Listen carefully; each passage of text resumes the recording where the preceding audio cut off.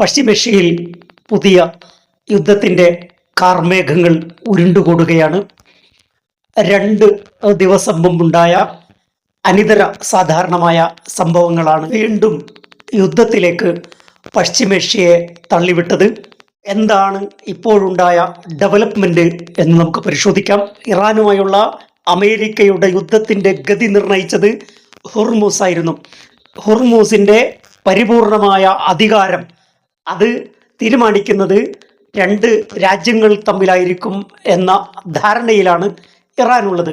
ആ അർത്ഥത്തിലാണ് ഹുർമുസ് ഓപ്പൺ ചെയ്യാം എന്ന് ഇറാൻ തീരുമാനിക്കുന്നത്. MOUവിൽ സൈൻ ചെയ്തതിന് ശേഷം ഈ വിഷയത്തിൽ ചില മാറ്റങ്ങൾ സംഭവിച്ചു. ഇതാണ് ഇറാനെ ട്രിഗർ ചെയ്തത്. വീണ്ടും യുദ്ധത്തിൻ്റെയും സംഘർഷത്തിൻ്റെയും പാതയിലേക്ക് തിരിയാനുള്ള പ്രകോപനം എന്താണ് എന്ന് പരിശോധിക്കുമ്പോൾ GCC രാജ്യങ്ങളുടെ നിലപാടുകൾ വളരെ നിർണായകമാണ്. GCC രാജ്യങ്ങളുടെ തലക്ക് മുകളിലൂടെയാണ് ഇപ്പോൾ ഇറാൻ MOUവിൽ സൈൻ ചെയ്തിരിക്കുന്നത്. ഈ ഘട്ടത്തിലാണ് GCC രാജ്യങ്ങൾ സന്ദർശിക്കാൻ വേണ്ടി American foreign secretary Marco Rubio Middle ഈസ്റ്റിൽ വരുന്നത്. ഇതോടുകൂടി ചില നീക്കുപോക്കുകൾ GCC രാജ്യങ്ങൾ തീരുമാനിക്കുകയുണ്ടായി. ഇറാനെ ആശ്രയിക്കാത്ത ഒരു വാട്ടർ ട്രാൻസിറ്റ് വേണമെന്നാണ് GCC രാജ്യങ്ങളുടെ ആവശ്യം. ഇറാനെ മാത്രം ആശ്രയിച്ചുകൊണ്ട്, ഹുർമുസിനെ മാത്രം ആശ്രയിച്ചുകൊണ്ട് ഒരിക്കലും തങ്ങളുടെ ചരക്ക് ഗതാഗതങ്ങൾ, തങ്ങളുടെ ഏറ്റവും വലിയ വാണിജ്യ വിപണന മാർഗം തടയപ്പെടുന്ന അവസ്ഥ ഉണ്ടാകാൻ പാടില്ല. ഖത്തർ ഉൾപ്പെടെയുള്ള രാജ്യങ്ങളുടെ എനർജി സപ്ലൈ നടക്കുന്നത് ഹുർമുസിലൂടെയാണ്. അപ്പോൾ സ്വതന്ത്രമായ ഒരു പാത വേണം, ഒരു രാജ്യത്തെ ആശ്രയിച്ചുകൊണ്ടുള്ള പാത വേണ്ട എന്ന ഒരു തീരുമാനത്തിലേക്കും ചിന്താഗതിയിലേക്കും GCC രാജ്യങ്ങൾ മാറുന്നു. MOUവിൽ പറഞ്ഞ പ്രകാരം ഹുർമുസിൻ്റെ നിയന്ത്രണം ഇറാനായിരിക്കും. അതിൻ്റെ ഭാവി ഇറാനും ഒമാനും തീരുമാനിക്കും. മാരിടൈം ഓർഗനൈസേഷൻ IMOയുമായി ചേർന്ന് ഒമാൻ സുപ്രധാനമായ ഒരു തീരുമാനമെടുക്കുന്നു. ഇറാൻ്റെ ഭാഗങ്ങൾ ഒഴിവാക്കി മറ്റൊരു താൽക്കാലിക റൂട്ട്, ഷിപ്പിംഗ് ട്രാൻസിറ്റ് റൂട്ട് വിഭാവനം ചെയ്തുകൊണ്ട് ഒമാൻ മുമ്പോട്ട് പോകുന്നു. ഈ ഘട്ടത്തിലാണ് ഇറാൻ ആ വിഷയത്തിൽ ഇടപെടുന്നത്. അതാണ് ഷിപ്പിന് നേരെയുള്ള ഡ്രോൺ ആക്രമണത്തിൻ്റെ കാരണം. തങ്ങളുടെ പരമാധികാരം, ഹുർമുസിൻ്റെ മേലുള്ള തങ്ങളുടെ പരമാധികാരത്തെ ചോദ്യം ചെയ്തുകൊണ്ട് മറ്റൊരു സ്റ്റേറ്റോ മറ്റൊരു രാജ്യമോ മറ്റൊരു ഏജൻസിയോ ഇതിൽ ഇടപെടാൻ പാടില്ലെന്ന വളരെ കൃത്യമായ സന്ദേശമാണ് ഇറാൻ നൽകുന്നത്. അതുകൊണ്ട് തന്നെ അബ്ബാസ് അറാക്ചിയുടെ ഏറ്റവും ലേറ്റസ്റ്റ് പ്രസ്താവന, ഇറാഖിൽ വെച്ച് അബ്ബാസ് അറാക്ചി അസന്നിഗ്ധമായി പ്രഖ്യാപിച്ച കാര്യം MOUവിലെ ടേംസുകളെ കുറിച്ച് സംസാരിക്കുന്നു. അതോടൊപ്പം അടുത്ത 30 ദിവസം ഹുർമുസിൻ്റെ മേലുള്ള എല്ലാ അവകാശങ്ങളും ഇറാന് സ്വന്തമായിരിക്കും. മറ്റൊരു കക്ഷിക്കോ മറ്റൊരു സ്റ്റേറ്റിനോ മറ്റൊരു ഓർഗനൈസേഷനോ അതിൽ ഇടപെടാൻ ഒരു അധികാരവുമില്ല എന്ന് അസന്നിഗ്ധമായി പ്രഖ്യാപിക്കുകയാണ്.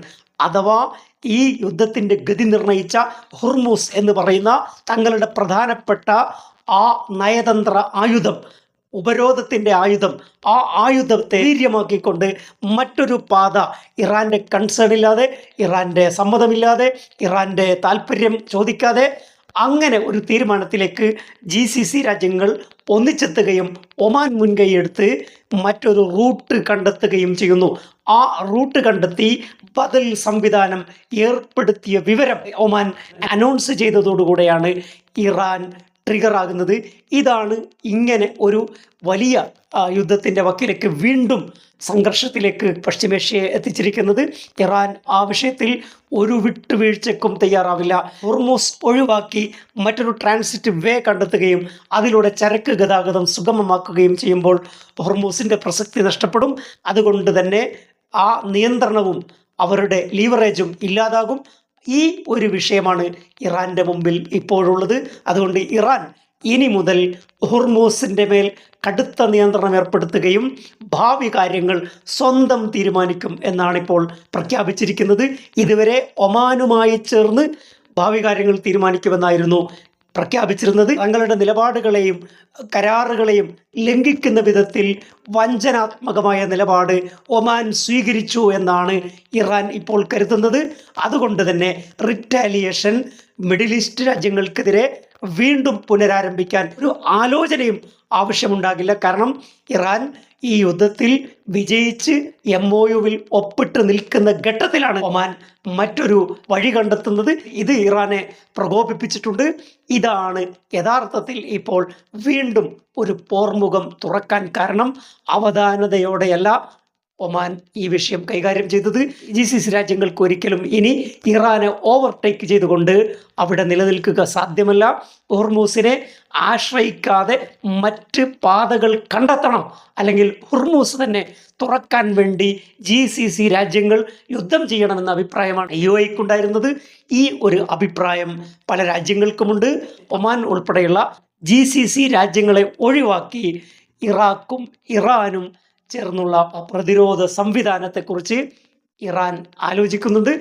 അതുകൊണ്ടുകൂടിയാണ് അബ്ബാസ് അറാഗ്ചി ഇറാഖ് സന്ദർശിക്കുന്നത്. GCC രാജ്യങ്ങളുമായുള്ള ഇറാന്റെ ശത്രുവും വർദ്ധിപ്പിക്കുന്ന നിലപാടാണ് ദൗർഭാഗ്യവശാൽ ഒമാൻ സ്വീകരിച്ചത്.